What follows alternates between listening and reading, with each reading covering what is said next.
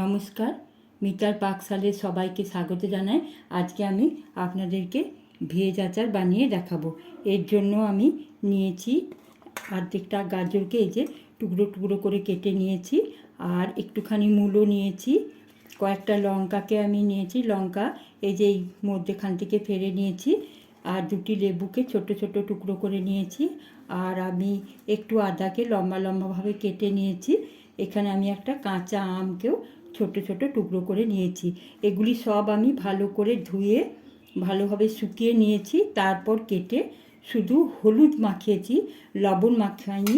হলুদ মাখিয়ে আমি 3 ঘন্টা রোদে দিয়ে আরও একটুখানি জল জল কাটার সময় যে জল জল ভাব থাকে সেগুলিকে শুকিয়ে নিয়েছি। এখন আমি এটিকে বানিয়ে দেখাবো। এর জন্য প্রথমে আমি এখানে কড়াই গরম হতে দিয়েছি। আমি একটা এর জন্য ভাজা মশলা তৈরি করে নেব। কড়াইটি আমার বেশ ভালোভাবে গরম হয়ে গেছে। আমি এখানে দিচ্ছি 2টি শুকনো লঙ্কা, আর দিচ্ছি 1.5 টিস্পুনের মতো মৌরি, আর 1.5 টিস্পুন জিরে, আর হাফ টিস্পুনের মতো ধনে দিলাম। তারপরে এগুলিকে আমি বেশ ভালোভাবে নাড়িয়ে নিচ্ছি। নাড়াতে আমার গ্যাসটি কিন্তু একেবারে লোতে আছে। তারপর আমি এখানে দিচ্ছি 1 চিমটে মেথি। এগুলি আমি হালকাভাবে ভেজে নেব। এটি ঠিক বন্ধ করার একটু আগে দিয়ে দেব হলুদ সর্ষে 1.5 টিস্পুনের মতো, আর জোয়ান। এটিকে আমি বেশি ভাজবো না, একটু নাড়াচাড়া করে আমি গ্যাসটি বন্ধ করে দিলাম। বেশ সুন্দর একটা হালকা গন্ধ হচ্ছে। এটি ঠান্ডা হলে আমি মিক্সিতে গুঁড়ো করে নেব। মশলাটি আমার পেশা হয়ে গেছে মিক্সির মধ্যে। দেখুন একটু বেশ দানা দানা আছে, সেরকমভাবে আমি মিক্সির মধ্যে গুঁড়ো করে নিয়েছি। মানে একেবারে খুব মিহি করা যাবে না, একটু দানা দানা থাকবে। আমি এটি এখন রেখে দিলাম, পরে আমি কাজে লাগাবো। এদিকে আমার এখানে অন্য একটি কড়াই গরম করতে দিয়েছি। কড়াইয়ের মধ্যে আমি সর্ষের তেল দিলাম। এটি বেশ ভালোভাবে ধোয়া উঠে গেলে আমি এটিকে বন্ধ করে দেব। তেলটি আমাকে ভালোভাবে বেশ গরম হতে হবে। এটি আমার গরম হয়ে গেছে, আমি এখন গ্যাসটি বন্ধ করে দিচ্ছি।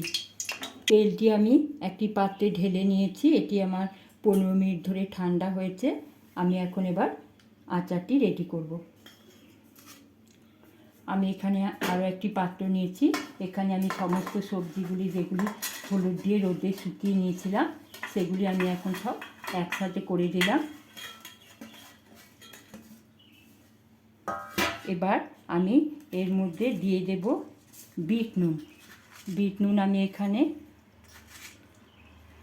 পরিমাণ মতো দিলাম, আপনারা আপনাদের সবজি অনুযায়ী দেবেন। আর এখানে দিলাম 1 টিস্পুন লঙ্কা গুঁড়ো দিলাম, আর আমি মশলা গুঁড়োটি দিয়ে দিলাম। তারপর আমি এগুলি দিয়ে একটু মেখে নেব, শুকনো মশলায় মেখে নেব এর সাথে। তারপর আমি দিয়ে দেব একটু ভিনিগার দিয়ে দেব। ভিনিগার আমি 6 টিস্পুনের মতো দিয়ে দিলাম। তারপর আমি আচারটি বেশ ভালোভাবে মেখে নিচ্ছি সমস্ত কিছু দিয়ে। এরপর আমি দিয়ে দেব ঠান্ডা করা তেলটি। আমি একটু দিয়ে মেখে নিচ্ছি। এটি কিন্তু ভাত রুটি সবার সাথে খেতে দারুণ লাগে।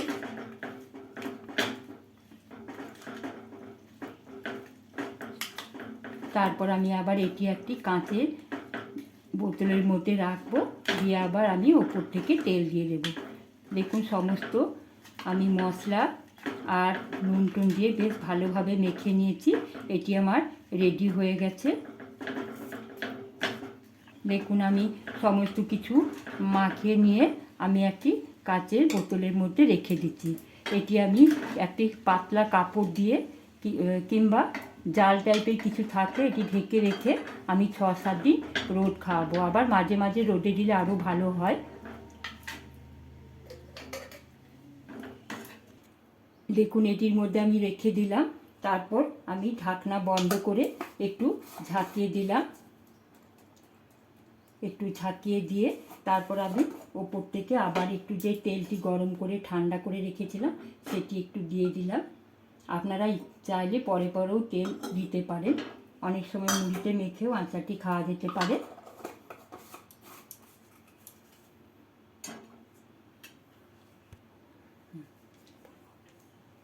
দেখুন আচারটি আমার পুরোপুরি রেডি হয়ে গেছে, দেখতেও ভালো লাগছে, খেতেও কিন্তু দারুণ লাগে, অল্প সময়ের মধ্যেই হয়ে যায়।